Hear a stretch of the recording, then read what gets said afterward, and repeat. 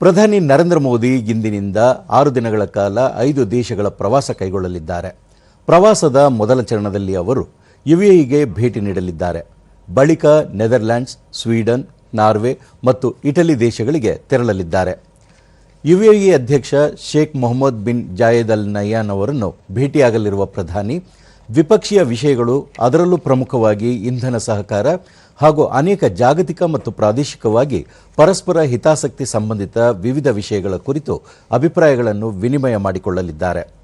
ಅಲ್ಲದೆ ಪ್ರಬಲವಾದ ರಾಜಕೀಯ, ಸಾಂಸ್ಕೃತಿಕ, ಆರ್ಥಿಕ ಮತ್ತು ಜನರಿಂದ ಜನರ ನಡುವಿನ ಸಂಪರ್ಕಗಳಿಂದ ಆಧಾರವಾಗಿರುವ ದ್ವಿಪಕ್ಷೀಯ ಸಮಗ್ರ ಕಾರ್ಯತಂತ್ರದ ಪಾಲುದಾರಿಕೆ ಕುರಿತು ಅವರು ಚರ್ಚಿಸಲಿದ್ದಾರೆ. ಇಲ್ಲಿ ಇಂಧನ ಸುರಕ್ಷತೆಯ ಒಪ್ಪಂದವು ಪ್ರಮುಖ ವಿಷಯವಾಗುವ ನಿರೀಕ್ಷೆಯಿದೆ.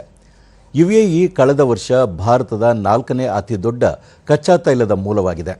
ಭಾರತಕ್ಕೆ ಯುಎಇಯಿಂದ 40% ದ್ರವೀಕೃತ ಪೆಟ್ರೋಲಿಯಂ ಅನಿಲ ಆಮದಾಗಲಿದೆ ಮತ್ತು ಭಾರತೀಯ ಪೆಟ್ರೋಲಿಯಂ ರಫ್ತಿಗೆ ಗಮನಾರ್ಹ ತಾಣವಾಗಿಯೂ ಉಳಿದಿದೆ.